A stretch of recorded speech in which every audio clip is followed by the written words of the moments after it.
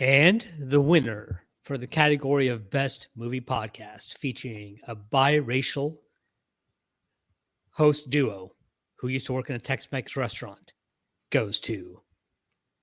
Who's the master? And the crowd goes wild. What's up, people? How's it going? It's your boys from Who's the Master coming at you with a lot of news. We got some Oscar stuff going on.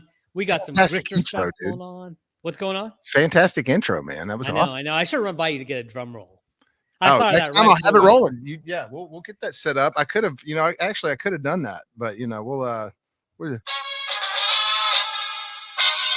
Hey. We live and learn. That's the point of this whole podcast, is living and learning, people. And that's life in general. That's right. If you'd seen some of the mistakes that Bobo and I made in our past, you know that we've done a lot of living. Not much learning, but we do from time to time. I mean, yeah, dude. Look at all this. I hadn't learned shit. I still like that. Yeah, I'm divorced. Shit. I'm divorced. I'm literally alone with all of my toys and a dog. That's great. But I'm happy. I'm actually happy. You're on a podcast, you're doing your own thing. You're living your own life. So making this shizzy happen. Just like go ahead. I was gonna say, it's been a while since, well, I guess not that long since we did a post discussion of a movie together, but we haven't done one of these in a while. No, we haven't. I've been busy as always, and we're just trying to. I did finish my trailer up almost today. Like, I've just got a couple of things, and it looks pretty awesome for His Name Was Josh, which that's going to be something we're going to be really pumping here soon once I've got things lined up. But I'm excited about that. Yeah, we got. We'll be watching Shazam. I got my tickets, Bobo. Just FYI for those. Yeah, I also did get some. I did score some passes for Dungeons and Dragons, but it's on the same day, and let's be honest, that's probably going to be the worst movie of the year. Man, and they are advertising the hell out of that. And they're doing now the new trailers where they're like doing the character trailers where they're doing the one character. You know what I mean? And it's like an X-Men movie. It's like, come on, guys. Like, this ain't Dungeons and Dragons, but maybe the movie's going to have a totally different vibe. But by the trailers, it doesn't have that vibe. That movie, I'm already rating it as trash. I'm already going to tell you it's trash, man. You can just tell. Like, this movie was meant to be made in 2000. It honestly does look a decade late. Decade and a half late, no question. 2 decades late. But we're not here to talk about Dungeons and Dragons necessarily, right? We're talking about the other dorks. We're talking about Oscars. Okay? I love that. The other dorks. Yeah. We're talking about the most pretentious of dorks, the cinephiles. And it's their night. It was their night last night. It's their Super Bowl. It's the day of the golden statue. And look, I told myself I wasn't going to watch it this year, and I still ended up watching a lot of it.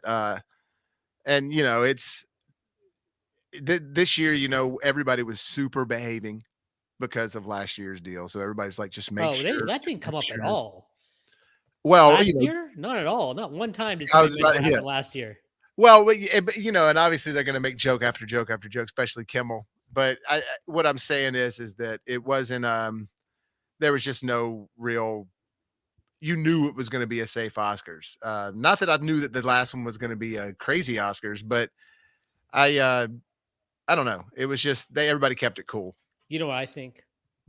I think the slap was a plan by Illuminati to guarantee Oscar ratings would go up this year. Well, and thus further their goal of world dominance somehow. Now, did you look at the ratings?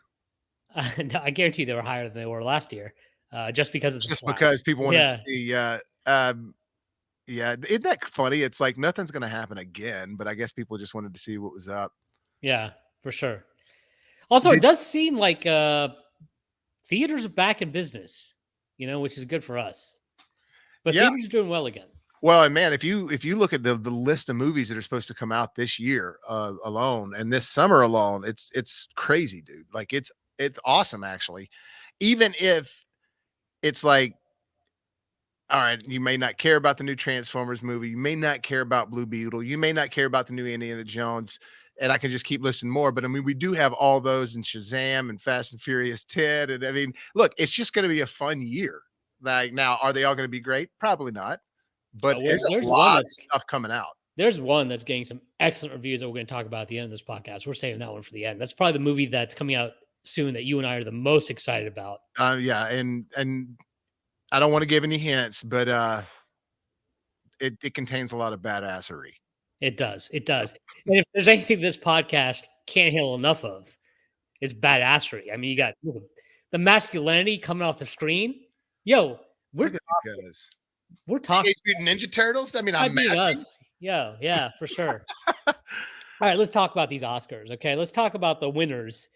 Which there was one big winner, and you were discussing with me that you don't necessarily like the fact that one award can sweep the award, or one movie can sweep the awards like this.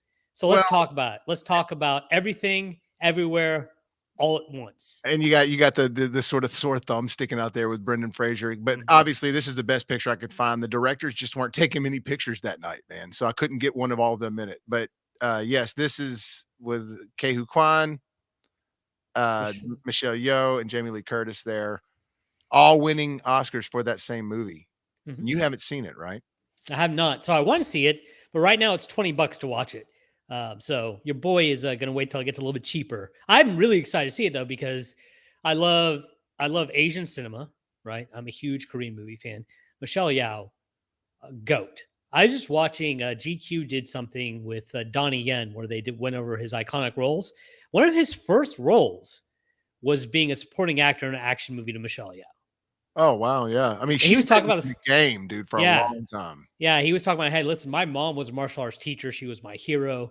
And so I was really excited to do this movie with Michelle and kind of help prop her up. And he's talking about this crazy stunt they did where they do this fight and fire. And he goes, guys, this is how it was back in China in the day. Not only are we using real fire to fight each other, but we as actors, it was up to us to set the fire and like keep it lit. And it's like I'd have to go back and pour gasoline on the fire to keep it going. I talk to prop guys. Real old school filmmaking techniques. Yeah. Capture that shit on film. Don't do it in post. Dude, he had some crazy stories about like the fight scene between him and Jet Li, I think on Hero. No, or it may have been Once Upon a Time in Chop Part 2. They did that for 21 days. And majority of it was freestyle. Well, and that's where the best of that stuff comes from, because they would probably get into like a jam session for a second and a fighting jam session, and then like finally it's like, oh, that was one that we got it. We caught that. And then they put that in the movie. And you can't, the type of choreography those guys do, I can't imagine that. I mean, yes, there's a wild level of rehearsal that goes on with it, but I can't imagine that all of it is just exactly the way that it's rehearsed. Because they are so fast, they're probably getting in a little groove, and certain things are just like. No, he said he almost Jet Li almost blinded him because he went over him with the stick, and Donnie Yen wasn't ready for it. Stick went across his eyes. He ended up getting 19 stitches on the right side. And he said years later when they did Hero, a similar accident happened where he got stitches on the left side, where Jet Li tagged him again on accident. Got stitches on the left side. So accident.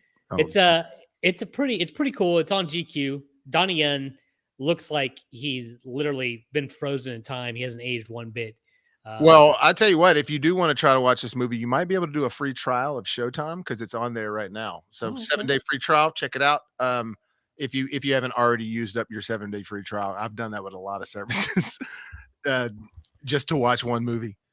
But I recommend it. So what do you think about it winning Best Picture, about Ke Huy Quan winning Best Supporting Actor, and of course Michelle Yeoh winning Best Actor? So are there any of those wins that you disagree with?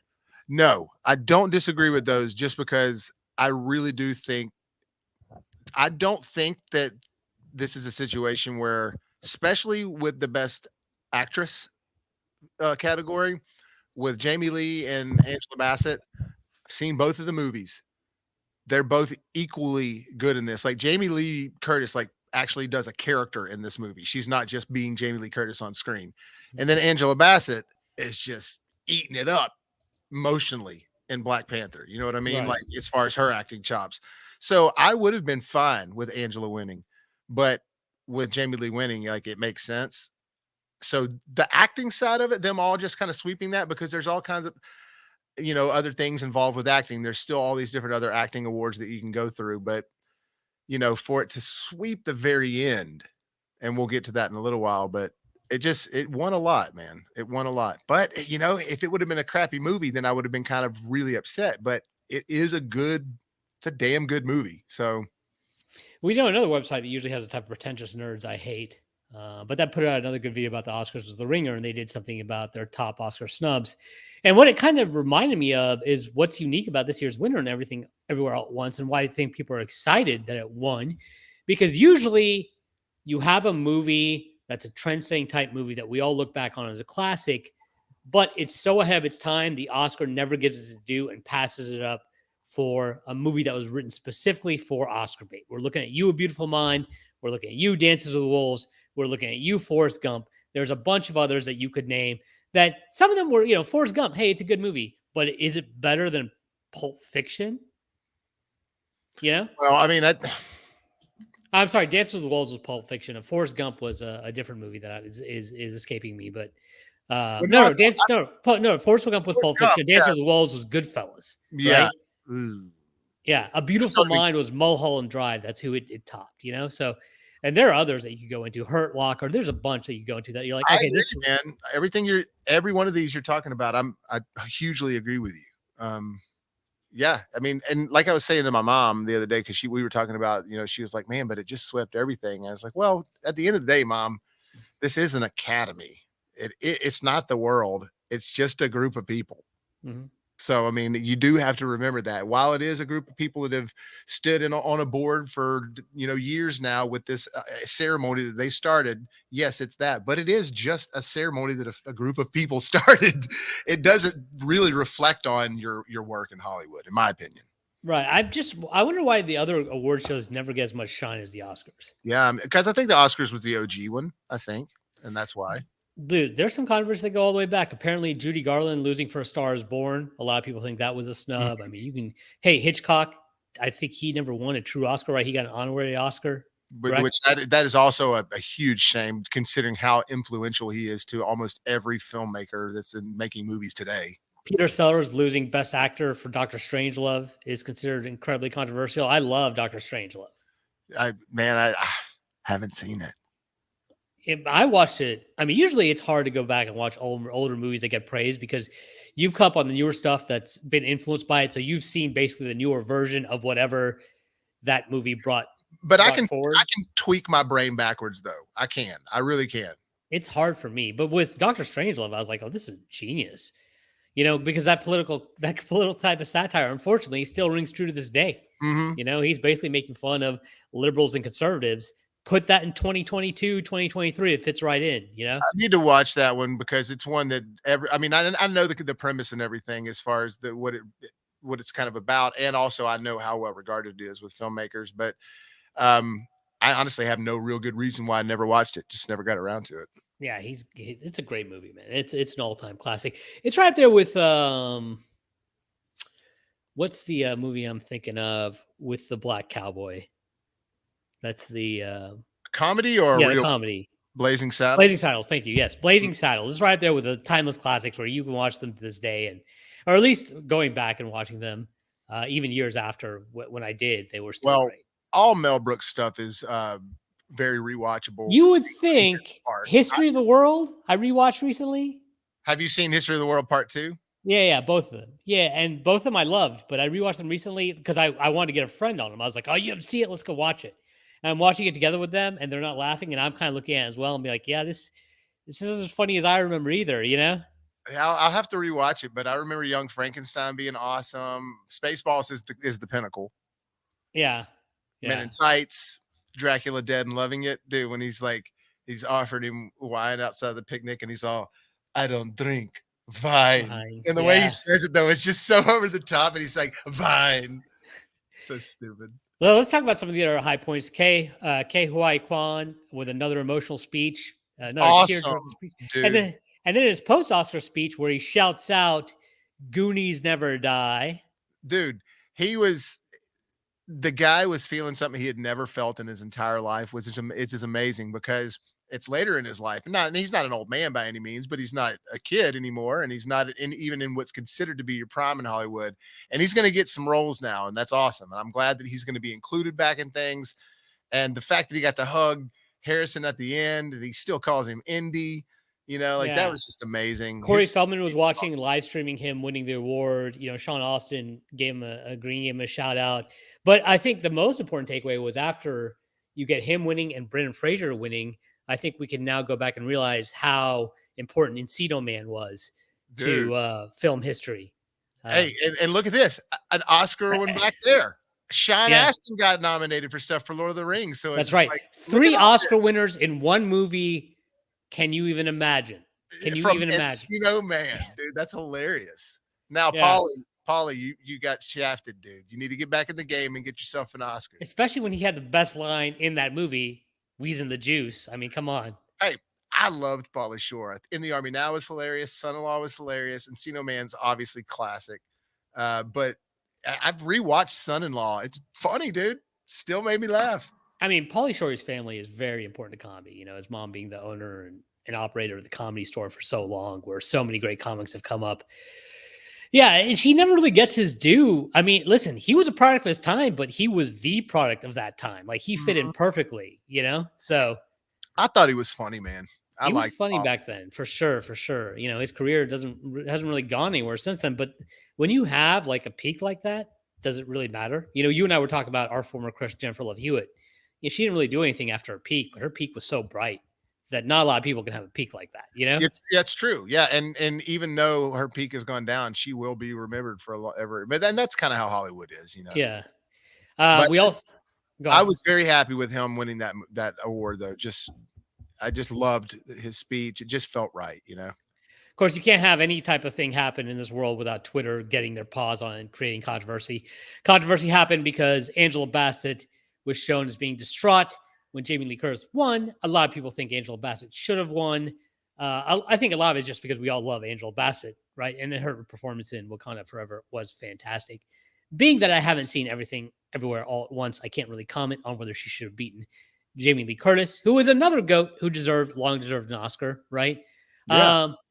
What this is to me is much too. Even if she is devastated and pissed, she has every right to be as a person who's competing, right? Yeah, and that's the thing. It's like you're valid to feel upset and everything. I do think there is something to be said that like you are going to a ceremony where manners are kind of a thing, and you are on live television. So I think it is nice to at least you can even be like kind of you can be upset and still be a good sport. I mean, I think that's easy to say without being in her shoes. Like, she's obviously going through emotionally. She may have wanted to. She just get caught up in the emotion. I do think it's hilarious watching Twitter shame somebody on how to act in public when all of you act a fool on the internet. Oh, yeah. It's like Twitter, really? Yeah. Come on. Yeah, like we need your advice on how to act in public. I've seen both of these movies, and if Angela Bassett would have won, I would have said, hell yeah, she deserves it. But I also thought that Jamie Lee deserved it too. Like they both do a fantastic job. It's literally like trying to say, do you like this piece of gold better or do you like this piece of gold better? I mean, it really is like that because that's how well they both did in their roles. Well, you know what sucks from these actresses? When you go back, you'll see a lot of males that won Oscars for roles that they probably shouldn't have won them for, and it was mainly in regards to the fact that they got robbed for an early award. Al Pacino for Scent of a Woman. Denzel Washington for Training Day. Denzel Washington should have won for Malcolm X. He should. I thought he did win for Malcolm X. No, he lost. Who did he lose to? He lost to Al Pacino for Scent of a Woman. Okay. I felt like I saw him accept an award at Malcolm X when that was, maybe he was just presenting that year. But well, no, the biggest for me though is definitely Martin Scorsese. He's like, he gets an Oscar for The Departed. Really? Yeah. I mean, I love that movie, but it's a rip-off movie. And it's easily not his best movie. Like, sorry, he's done. I mean, Goodfellas alone is just even with its editing flaws, with these oh, boom mic over there, you know, like things like that. But it's so awesome. But females never really get that because they're booted out of the industry, right? As soon as they get old, unless they can find that niche of playing the older woman, they're booted out of the industry. So if they miss out on their moments, I think that's what Angela's feeling in that moment is like, this might be my last shot. If she was a guy, she would just get a nomination award for something she deserved. Now, look, does Angela Bassett deserve an Oscar already? Of course, dude. She is. It's way like she deserved him a long time ago for multiple things, you know, especially for What's Love Got to Do with It. So it's one of those, I do feel bad that she didn't get an award this later in life, but also what about Judd Hirsch? You know, he got beat out by some younger people. He got beat out by K. Kwan. Mm-hmm. So, and like Judd Hirsch, it's like he's been doing stuff forever, and he was great in Fablemans. But I can honestly say I think that with the choreograph and everything that was in everything everywhere all at once, Judd Hirsch's character was very supporting, whereas Kwan's character was way bigger part of the movie. And if we want to talk about the story, and listen, it's impossible for these stories of these actors not to factor into the voters' minds. Mm-hmm. Kehua Kwan was outcast by the industry for way longer than he should have been. Right? First role he's been offered since Encino Man, I think. Yeah, and now the industry's changed, and now we're more open to other races, and they look back and they're like, yeah, this guy really just didn't get roles because he was a Chinese dude, and so it's impossible for voters not to think of that and feel bad and factor that into the vote. I think he's Vietnamese. Yeah, but he played yesterday. You're right. He is Vietnamese, but he played Chinese characters a lot, or was branded as being a Chinese character, but right, he is Vietnamese. My bad. So anyway, it's impossible for the voters not to think that, okay, this guy has been long overdue. He was basically, out of the industry when he shouldn't have been out of the industry. We're going to go ahead and give him this award. Yeah, I was so happy for him, man. Like I literally was just swelling up. And now look, on the coattails of Jamie being the winner, her speech was awesome too, because she started it off, her dad was Tony Curtis, her mom was Janet Leigh. So she's like looking up in the sky. She's like, I just won an Oscar, and she's teary eyed. But then, she also says to everybody that worked on this film, because this movie was definitely more than me. Like, we just won an Oscar, la, la, la. And she kept it on. Then she was like, to so-and-so, so-and-so, so-and-so, we won an Oscar. But then she was like, to all my fans out there who've supported me over the years for making genre films. I mean, that's a clear talk of the horror films. She's just like, we just won an Oscar. And so, like, for somebody that's been into Jamie Lee Curtis for as long as I can remember, because I've been into Halloween and then Terror Train and Prom Night and all that, I got chills when she said that, Yeah. And she's definitely somebody that, I don't know. It's hard to say she was overdue for an Oscar compared to Angela Bassett, because one has been in more Oscar-worthy movies than the other. But she's had an amazing career. She's amazing talent, and it's cool to see her win. I got no problems with her winning. But if you had to give me my choice, just for sentimental purposes, I would have given it to Angela. I love Jamie, but Angela's been a heavy hitter in some great movies for a long time, and it would have been nice to see her get her due. Right. And look, I think equal could be said about Jamie. She's just not been in as many serious movies, right? For sure. But I mean, she's done an amazing job in the movies that she's been in. Like, again, Christmas with the Cranks. Yeah, it's a Christmas movie, and it's a kind of a holiday bash that you go back to every year. But she does a really good job at playing this mom who's like super knitted sweater mom, and I bought it because there's times when I can find her like super attractive in True Lies. And then you see her in something like that, and it's just like, man, you're so homely in this on purpose. But yeah. So point being, maybe her movies aren't on the caliber of some of Angela, but I do think they're on the same level of acting. I don't know. I give the edge to Angela as an actor. Once again, it's hard to say because the variation of the roles, but Angela's a phenomenal actor. And not saying Jamie isn't a great actor, but if I had to put like a power list together, Angela's, I think, a tier above Jamie for me. But another thing, speaking of power, another thing that made the rounds, if you thought that they were going to stay away from the Oscar slap from last year, boy, were you wrong. They milked that for everything it was worth.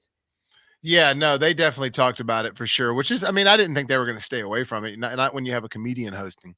But it was done in a way that every one of them were pretty funny, I thought, just like if something happens like it did last year, just do it exactly what you did last year. Absolutely nothing.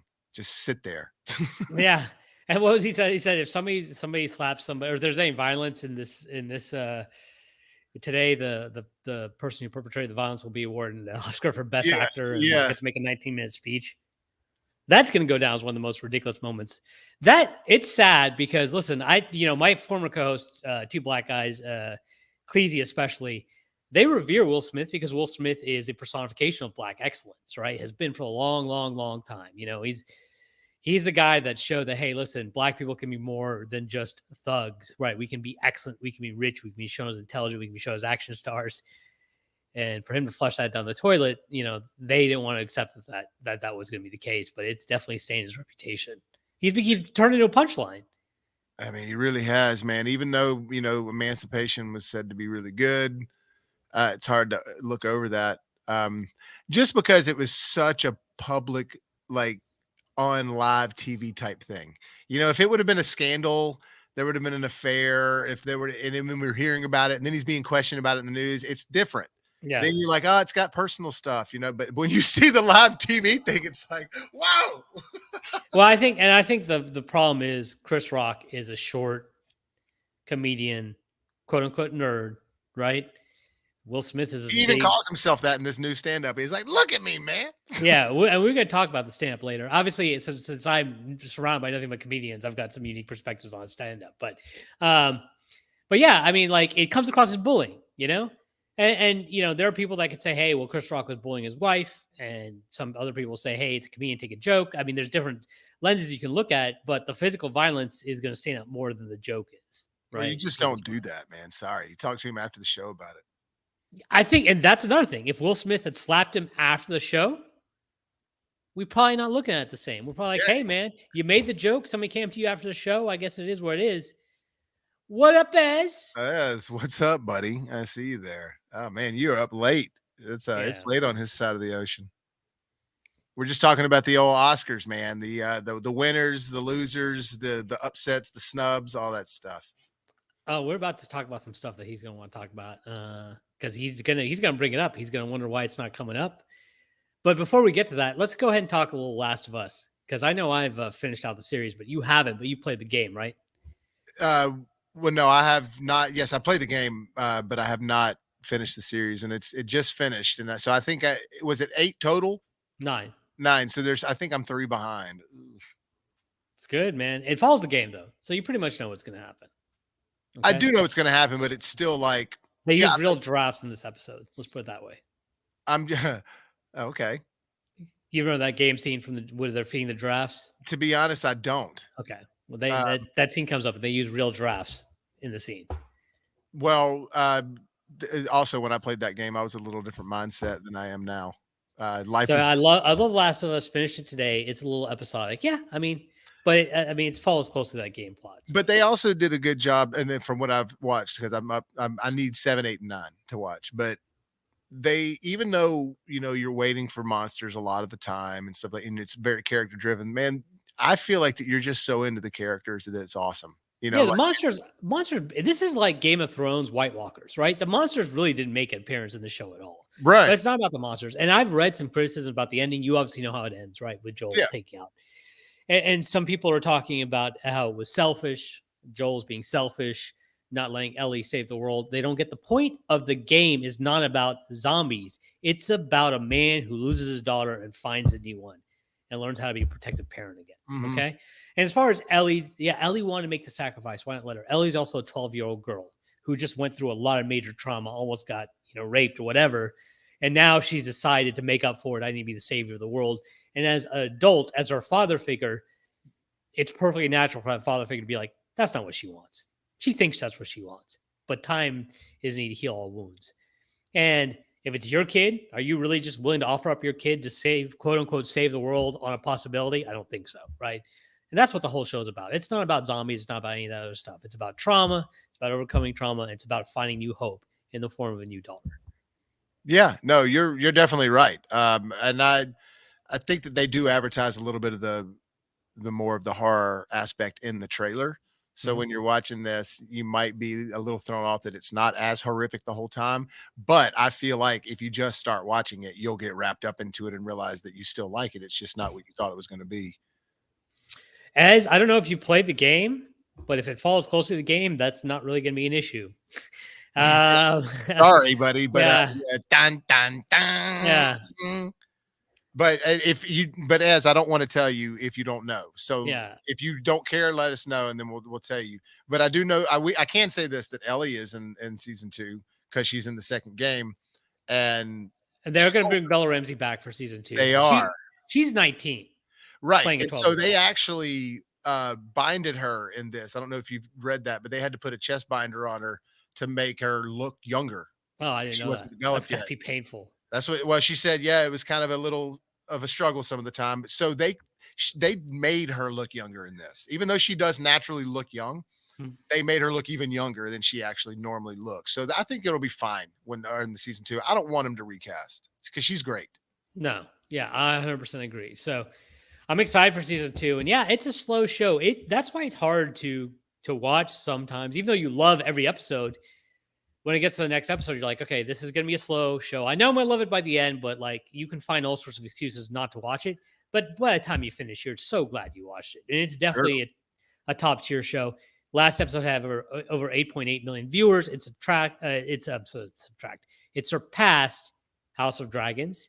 It's a beautiful show. I think it has a little bit more of a. I think you're going to reach a larger demographic with the show than House of Dragon, just because House of Dragon is a little bit more for the nerd. You know, not fully, but you know, it still is definitely kind of for that.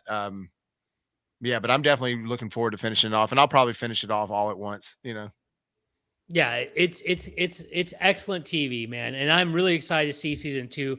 Even though I'm going to hate some of the plot points when they happen, because I've read that they're going to make some changes, but when it comes to controversial aspects, the writers like, I don't care about what Twitter says about some of the more controversial aspects of what they thought about my script writing in season 2. I'm not changing anything, so there will be some differences, but not the ones that people are hoping for, I don't think. As he says, even though the intro credits are great, have you noticed how similar on the TV shows? Yeah, so this intro credit is very similar to Game of Thrones, but it's pretty much the exact same intro from the game.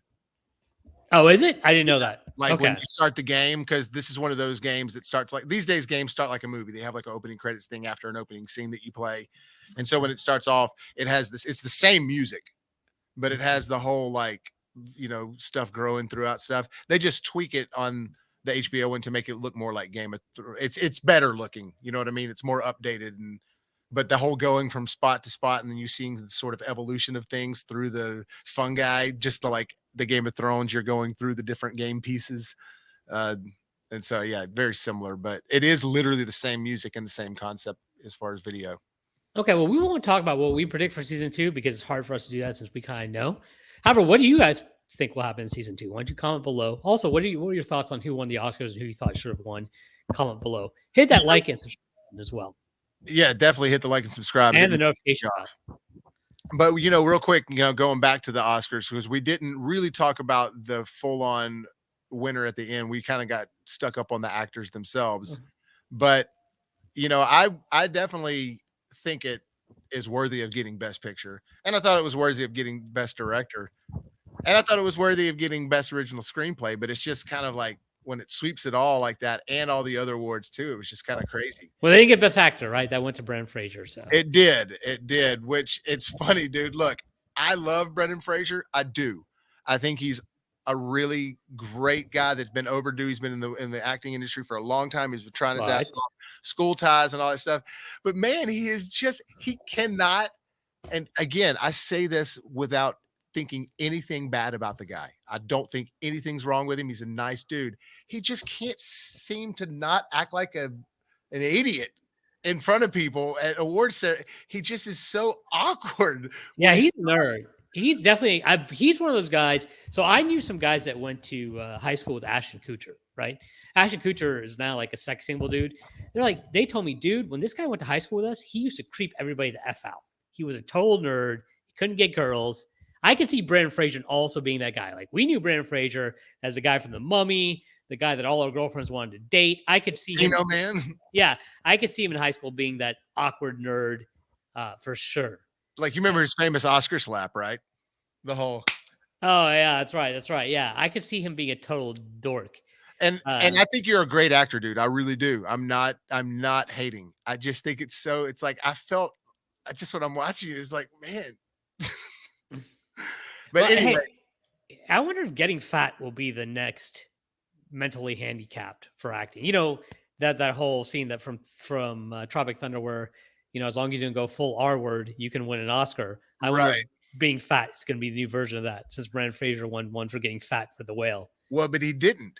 He didn't get fat. Did you not see the award? I guess so. The whale got best of special makeup effects. Yeah, no, I was making a joke, but Well, but I didn't realize that it's all digital. oh, I didn't know it was digital. I thought it was makeup. Yeah, it was all digital after the fact, but they still gave that guy the best special makeup effects award. It's like, but that's CGI now. It's not makeup effects. What? I bet you a bunch of makeup effects artists were pissed at that. Well, the game is changing, man. I don't know what Well, to but, tell but you. what I'm saying is just call it CGI then, because that's what it is. You're adding computer generated Here's information the after the fact. You're Here's not. what I wonder though, if they're like, well, listen, it's all going to be CGI soon anyway. So why make a separate category when we know soon makeup is just going to be CGI? I don't think that's the case though. I don't think makeup's going away. I hope not, but it could. That'd be. I mean, I mean, look, as they go in phases of doing things to CGI, and then they go in phases of not using enough CGI and trying to make things too practical. And it's like, that doesn't look good. But I think if they go just one way or the other, I think that would be a huge well, mistake. even if it doesn't go away per se, it could be in such low quantity that it's going to be hard to have. No way, but he just gave me a Hulk Hogan. No way, brother. No way, brother. No way, brother. But yeah, like it could be, such low quantity of actual practical makeup effects that it's not even worth having an award for in a separate category, right? Well, let's face it. I think that there is something to be said about special makeup effects being slightly toxic, because when you either hang on to those props or you discard all the nasty goo and blood that you use. Dude, I can't imagine being an actor that has to sit for like 15 hours of makeup. That's just gotta be miserable. Oh yeah, dude. But I mean, that's part of the movie magic, And yeah, but listen, if you don't have to, I'm all for that world. Listen, I am a lazy man. Okay. So if you're gonna say, hey, listen, you could stay here for 15 hours and do makeup, or we can make you look just as badass in post with some commuter nerd doing all the work. Yeah, give that nerd all the work. Well, and look, and if it does look as good and works just as well, I'm cool with it. And it does look pretty damn good in the well. You wouldn't you didn't know that it was all digital. Yeah. I guess what I'm saying is that then just call it a CG application or something. Like it's not special makeup effects. I just feel like it's not the same thing. If it's evolving, then change the name. Okay. It's not like digital art where it's like you still have to know how to draw. This is literally they showed a picture of the guy doing it on the screen, and he's doing something on a computer, applying all these little things and everything. It's just different, It's CG. Well, I mean, that's not. I mean, listen, Oscar's got a lot of issues, so that's not a hill I'm going to die on.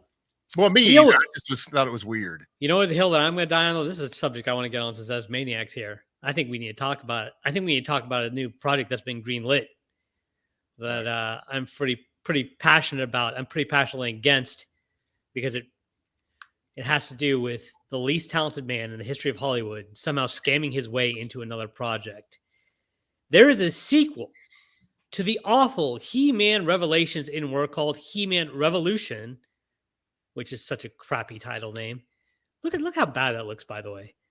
Yeah. So Kevin Smith has somehow conned his way. He made one of the worst He-Man products of all time, universally panned. Fans hated it. It is universally not regarded. But this is what a good con artist does, Bobby. They say, hey, listen, it's not my fault. These are all trolls. These are all Trumpers. You don't want to let the Trumpers win, right? Give me more money. You're not doing it for me. You're doing it for insert cause. And you're just going to happen to give me a nice paycheck. And we're going to make another crappy cartoon. Or he signed a contract that they can't get him out of. He will have chest problems, that He-Man. Yeah. Who's giving Kevin Smith a long-term contract? For what reason did you give that guy? Oh, you have nothing going on? Yeah, well, let's lock you up for 4 years. Yeah, I mean, I don't know what happened, but I mean, if the movie was not, or if the show was not well regarded, and it really isn't, because I've even read a lot of people's posts on the show, then I can't see why they would rehire him, except for the fact that he was under contract to do 2. Okay, let's go over why this show is bad. Okay, so for all of you, there's going to be a bunch of you when I'm criticizing the show. They're going to be watching this and they're all making a jump on the, he's just like Geeks and Gamers and he just hates the show because it's female empowerment. No, listen to everything I'm going to say, okay, and why this show has problems, okay? First of all, false advertising. When Kevin Smith originally announced the show, he did say, hey, it's going to be a story picking up on Tila, but then he initially changed his tune and started promising the people that was going to be a show focused on He-Man that was going to give them the He-Man that they know. Right? He-Man dies after the first episode, spoiler warning. He-Man doesn't truly come back until the last episode of the series. Not the season, the series. Right? So you have 2 seasons, I think 6 episodes apiece, so 12 episodes total. He-Man is in for 2. Okay? False advertising. He says later on, well, it was tough for me because I don't know how to write He-Man. Well, why'd you take a job writing a He-Man show if you don't know how to write the main character, you moron? Okay? Secondly, by the time He-Man comes back around, there's no quit need hitting for your table. You're shaking your camera. All right, sorry about that. I'm getting passionate. I'm getting angry, okay? So by the time He-Man comes around in the last episode, there's no need for He-Man. He-Man is a secondary character. Teela is now the strongest person in the universe. She's such a badass. There's no need for He-Man. I don't even know why He-Man exists at this point. Him and Skeletor literally have a fight that's just for the purpose of male ego. Like they team up because Evelyn has become so powerful that she's now a threat to everybody. And Teela and Evelyn are fighting because they're the 2 powerhouses, and He-Man and Skeletor just has to stand there and watch. And Skeletor literally looks at He-Man as like, okay, listen, I know we were at the same side, but I have to beat you just once, and tries to kill He-Man. That's the whole conflict for the last episode between them 2, right? There's no need for He-Man at all. The reason I say this is bad writing, okay, is not because Teela becomes more powerful than He-Man. It's because you didn't know how to write an arc that made us care about Teela enough to cheer the fact that she becomes powerful at the end. For example, Teela in the first episode, she loses her way. She finds out Adam is He-Man, and she feels like she no longer has a purpose. And then she watches Adam die. Okay? And that's supposed to drive her story forward because she's angry. But that doesn't give us a reason to care about the character. Okay? Now, it's much more powerful if she finds out that Adam is He-Man, she loses her purpose, and then throughout you have He-Man live, and she's struggling to find her purpose. Maybe she feels incompetent. Maybe she doesn't feel good enough. She can't protect Adam because she doesn't need to. She constantly fails whenever they need her to do something, and she comes across as a sympathetic figure that can't get of her own way after seemingly, knowing who she was, and you give her that journey. So when at the end, she becomes incredibly powerful, a lot more people than just women relate to her.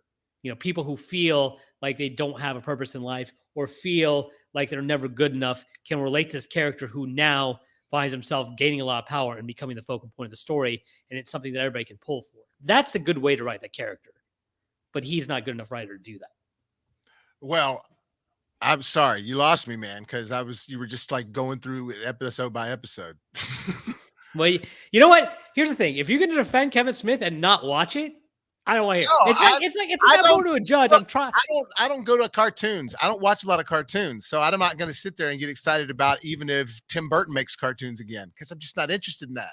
I'll watch film. You can't defend this man. You can't say I'm being unfair to him. Like it's like that I like. Hey, listen, man. If I'm taking OJ to trial for double murder, okay, and you're not letting me put the murder weapon on screen or on the stand, Look at this. She gives this much attention and love to No Time to Die. I'll watch it again. We'll do a video essay on No Time to Die. Does he hate No Time to Die? No, you hadn't seen it. Remember, and I'd spoiled it for you because I'd said Bond died, and you were like, "Thanks for spoiling it for me." Oh, that's right. That movie's old. I think he's making fun of the fact that you're giving this so much attention, but hadn't seen No Time to Die. It's because I don't understand how this guy keeps getting checks. I don't understand how Kevin Smith keeps getting checks, and there are plenty of creative people out there that are so much better than this douchebag that just don't try to scam people. They don't try to con people. They don't try to write movies that are centered around, just placating themselves to a group of people that need to be placated to in order to get But fun. maybe that's his way of trying to do stuff through. He's trying to get to the kids and everything. And he's not going to get to me because honestly, like I said, not all that interested in watching cartoons. I'm not dogging on him. I just don't like it as much anymore. I like CG stuff. And like the Spider-Man across the universe now, this new one across the Spider-Verse. That's a different style. That's very different, new, fresh, cool animation. That's not like just old school, but this looks old. Like that looks like Saturday morning cartoons I grew up with. I mean, that's bad animation right there. That's just not good animation.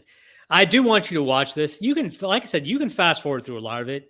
I agree. Stop hiring him. Thank you, Asmaniac, for backing me up there. Just because I think we need to settle this debate, and I think it'll be settled if you ever watch this just turd, the stinking turd that he got greenlit. And the fact that Bob, when you're trying to get a movie made, you're a talented new film director, and this asshat can get a sequel made to a show that clearly sucked, that everybody hated, is ridiculous to me. Yeah. Now, I mean, but how many ridiculous shows are on Netflix though? Yeah, but this is a director that hasn't directed anything good in 20 years. Netflix And is just and when you, everybody. and when you go back 20 years, you realize all the stuff he directed wasn't even good in the first place. Look, and if you want to feel that way, that's cool. I've watched Mallrats recently. I like it. You know, I've watched Dogma. I like it. How So recent was it's recently? okay for me to like him though, and it's okay for you to hate him. But that doesn't mean that I'm going to sit here and support everything he does going forward, because people can stop doing good things. I mean, there's a lot of bands that I liked in the beginning, and then they started making stuff I didn't care for. That made me dislike the old stuff. Sometimes those bands, you go back then, you listen to it, and you're like, you know what? They weren't really that good to begin with. I don't know what I was tripping on. And sometimes it's not that way. Sometimes they're still just as good. Well, you know what? Sometimes old is new and new is old. I'll agree with you on that. There is another movie that's coming out that's based on an older property that dropped a trailer. I can't get monetized till June 10th. They just call me. So did you watch the trailer for The Little Mermaid? I did. And just real quick before we start on that, as Maniac, I'll talk to you about that very soon, because that's terrible news. Sorry about that. But so I'm not canning you on that. But yes, I did watch the Little Mermaid trailer. I saw the first look of it at the Oscars, but then I saw, I rewatched it more and more and more. I can't tell what side you're gonna lie on with this one. I didn't think there was anything wrong with the trailer. I thought it looked good. Here's the problem with these Disney movies. This is the reason why they're people are freaking out. Obviously, first of all, I want it to be good because I don't want the stupid controversy over we know what to rule this movie. If this movie's not good, that's all everybody's gonna be talking about is the casting choices that they made, which will drive me crazy for all eternity. So hopefully the movie's a banger, okay? But the reason these movies never end up doing well is because they're appealing to people in our age group who grew up watching the original cartoons they were based off of. But those cartoons are cartoons that we were only going to like when we were younger. So now you're trying to appeal to us with these live action movies based on properties that we only like because we were young. It just seems like a bad business decision to me. Well, but they've been on the train of doing stuff and remaking all these films for a long time. As far as they're essentially in the business of, let's live action our cartoons. That's what they've been doing. I don't think that's terrible. I don't think that, I don't think that when's the last original Disney movie you've seen that's been like, okay, that's awesome? They're either making their rides into movies or they're making their old cartoons into movies. Well, that's what I'm saying. That's a bad business strategy because they're trying to they're appeasing themselves to an older audience who is now older. And so any changes you make to the original, they're going to freak out over. You're not targeting kids, right? So it's all about vision. Okay. So when you go into business school, that's one of the first things you learn about when you're in marketing class is vision. Why is Apple so successful? What's their vision? Is it to have the best technology? No, Apple never has the best technology. Their vision is to be the coolest technology, right? And they have a huge innovators. Right. Well, not even innovators. It's not about innovating. They're not that innovative, right? Well, they usually start the product and then everybody else makes it better. No, it's all about being trendy. It's all about looking cool. It's all about looking sleek. It's like appealing to the people who want to be the cool techies. That's their vision. That's why they weren't the first. They weren't the first touch phone. Yes, they have been the first. That's what I'm saying. Tech. I don't think they were the first tablet, homie. But Panasonic came out with a tablet years before they did, actually. A tablet type prototype, right? They're not always the first, and they're not when they're the first, they're not always the best. But that's not why they're successful. Being the first is often a failed business strategy. Oftentimes, when you're the first, you're just the first to become obsolete, and then other people. You're talking right now like I'm wrong and you're right. I'm just saying that this is what Apple does too. Right, but that's not their vision. Like if you go look at their actual vision, their vision is to be the coolest. All right. Okay, right. My fault. Disney's vision is they're basically the most magical place on earth, but for kids, right? And that's where they're getting away from it. They're not producing movies anymore for kids. They're producing movies for the adults who grew up on these movies when they were kids, and that's why I don't think it's working. Yeah, I mean, I think that a lot of stuff that they're doing is not working, including with the Star Wars and all that stuff. But I mean, I don't think that.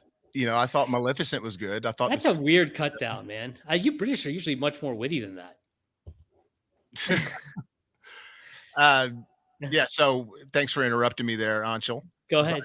I was talking just basically some of the stuff they put out is good, some of it isn't good, but like I don't think that them going away from the child's thing is what's making them not make money. I think that them going too fast and trying to just grow too much, uh, doing things like they did with the MCU and everything and Star Wars, which is why they're not making money. Because Maleficent was good, the sequel wasn't good, but Maleficent was good. I enjoyed that.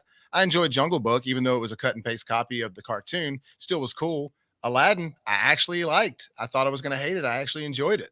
So like, I think that they can make good things, and I don't want them to just stick with just with child stuff. You know what I mean? No, and let me clarify. When I say Disney, I'm talking about Disney proper movies, right? So not the Marvel extension, not all those things, not the company itself.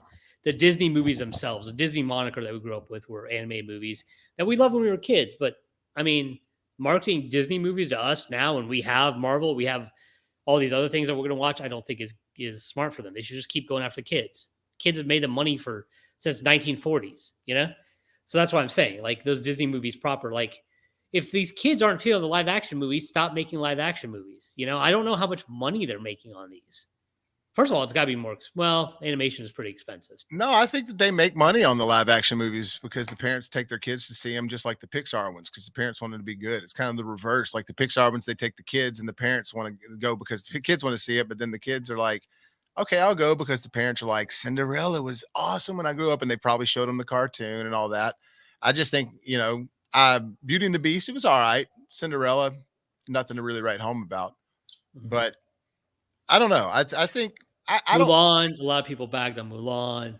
I didn't see Mulan, but that's one of those ones that they're also doing a Hercules, Yeah. Hunchback of Notre Dame, I'm sure. And like, look, Little Mermaid, I think is probably their smartest one to do just because of the whole underwater thing. And it's It looked good. I like the way the trailer looked. Esme Ang makes a good point. A bit like when they came out with that with an edited version, and listen, a lot of my friends I knew got the Game Gear because of that, or the Sega Genesis because they wanted the Mortal Kombat with the blood, right? So that's a good point. But Nintendo stuck their guns. Nintendo does kid properties, and Nintendo still made a ton of money, and they can still compete with PlayStation and with Xbox because they keep close to their vision.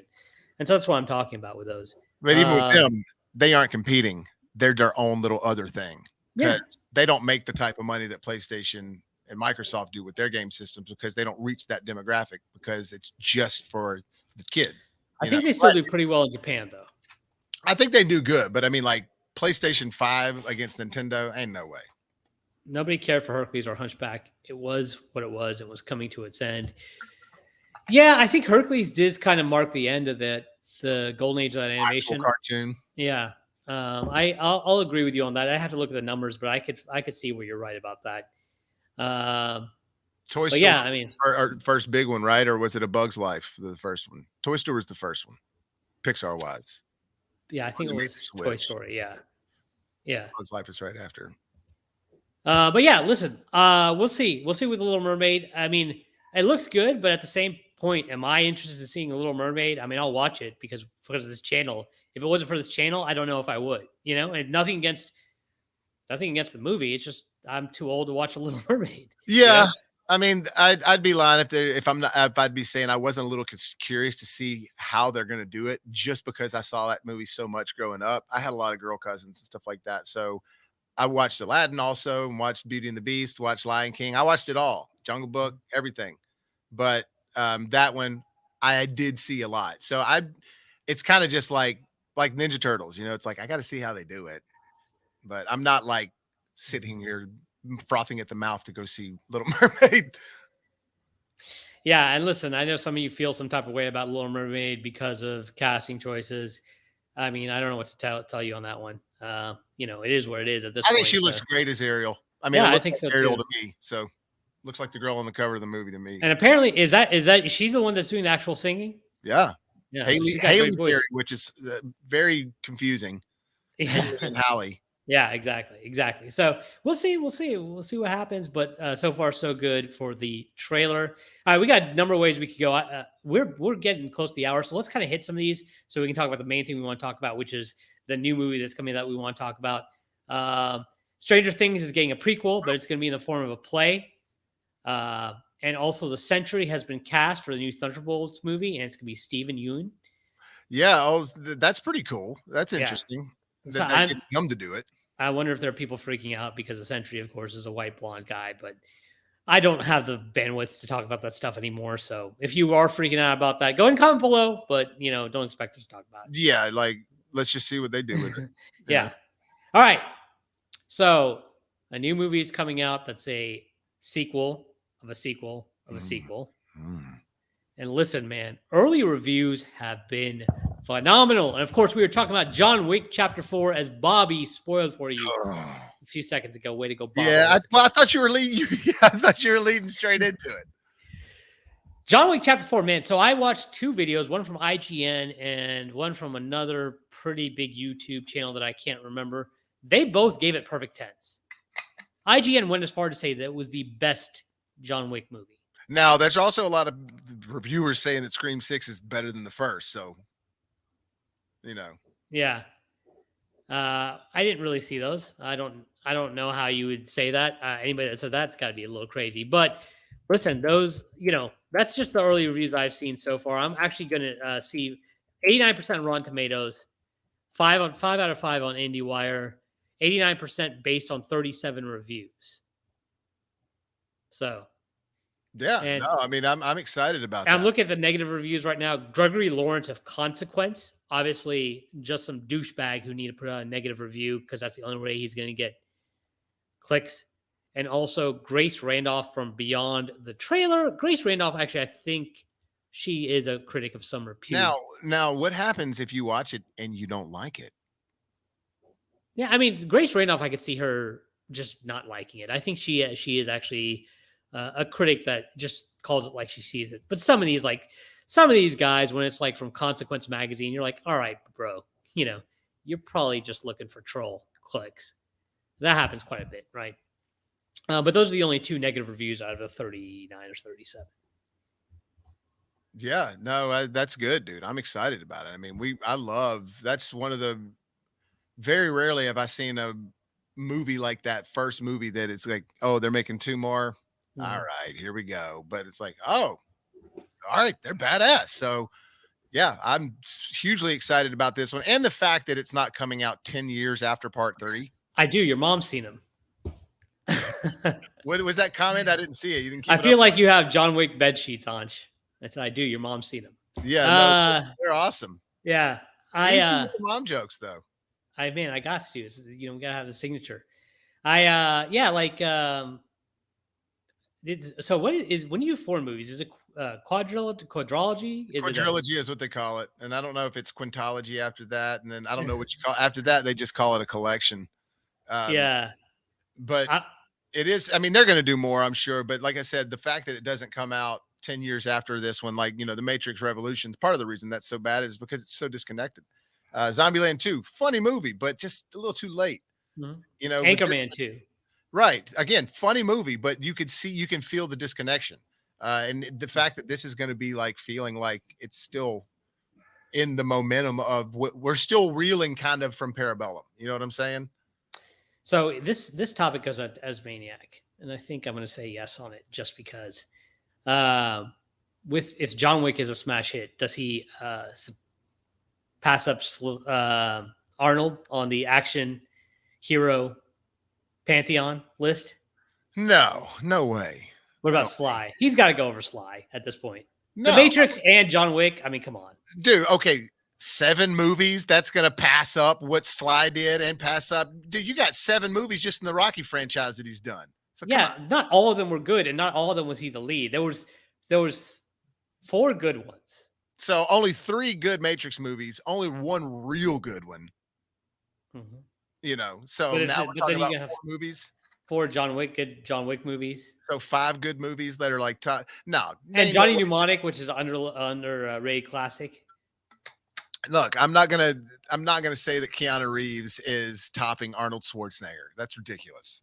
Arnold would be tough. Arnold has a lot of classics in there. I think he's moved past Stallone though. No, sorry. Yeah, because I mean, listen, you can make your case that Rocky 1 and 2 aren't action movies.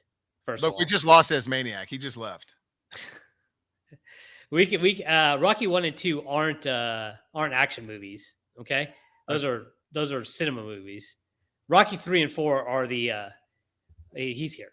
I do like Rocky 3 and 4 are the action movies, and then Rambo 1 and 2. Rambo actually first Rambo I wouldn't even say is an action movie. First Rambo is a critique on it's the a treatment drama of action because there's drama and then there's action throughout a little bit. Then the action scene is in the third act. But Rambo 2's badass. Rambo 3 is not that good. Rambo 4 is awesome. Rambo 5's okay. Yeah. So then if we're splitting hairs, so we got Rocky 3 and 4 and Rambo 2. The Rambo franchise. What about Demolition Man, dude? Like, I mean, come on, bro. There's way too many good ones. Assassin, Johnny Mnemonic and Demolition Man, they're on the same level. Look, dude. Okay, just go ahead and watch, and you're gonna binge watch the new He-Man while I'm sitting over here, knowing that Stallone and Arnold are always going to be above Keanu. I don't know, man. I mean, if we watch John Wick Chapter 4, he's now got 4 Saw movies to go along with one really good Matrix movie. Commando. That's 5 Terminator great action 1 movies. and 2. Dude, come on. Hey, once again, I'll give you Arnold. Now that I think about it, Arnold's got way too many classic action movies for Keanu to be on that list just yet. Now, if he keeps going with these John Wick movies, who knows? But right now, he can't catch up to Arnold. But I think he's copped to Stallone. No, I'm probably surprised. Look at this. Keanu did chain reaction. Yeah, with Morgan Freeman. Yeah, I mean, all of them have done horrible movies. I mean, we can go down a list of horrible movies for all of them. Oh no, for sure. Yeah. Stopping My Mom Will Shoot. Yeah. But no, look, I'm gonna do some homework because we do need to call this. I hate to do it, but I'm supposed to go to my mom's over here in a little while. I got to freeze some chicken or it's gonna go bad. I know that's a crazy comment, but that's the truth. That needs to be a T-shirt. They have a one of those food savers, so I'm gonna seal a bunch of individuals. That's gonna be a T-shirt, guys. That's gonna be one of these days we're gonna do merch. Unfortunately, here's the problem: is all these plans we have to do. There's only one of us that's creative. The other one's the idea guy. The other one's the creative guy. And guess who has to do all the work? It's the guy that's the creative guy that also is trying to work hard himself. So, I apologize for not being able to pull my weight there, Bob. Well, I come up with some good ideas, and that being a shirt is a fire idea. No, that's a great idea, dude. That's a hilarious idea. No, I love it. Now, thanks for joining us, Ez. Thank you, brother. I appreciate that, man. That's awesome. I know it's late there, but yeah, I do need to go and freeze some chicken before it goes bad. That's hilarious. So you know what that reminds me of? Patrick Bateman. I need to go return some videotapes. Yes, very much. And we return some videotapes. Do you like Phil Collins? Yeah. So basically, he's going to go serial kill some people. I got to return some chicken before it goes bad. Yeah. I will freeze some chicken before it goes bad. That's hilarious. Now, the more I say it. Yeah. Well, all right, guys. Thanks for joining us. I hope you enjoyed this. Go ahead and hit us at Shogun of Cinema on Twitter and Instagram, patreon.com/BrassReel, facebook.com/BrassReel. Hit that subscribe button. Hit that notification button. Comment below. And until next time, just remember, when you need to go freeze some chicken and life gives you lemons, make some hot, fresh popcorns. We out. Peace.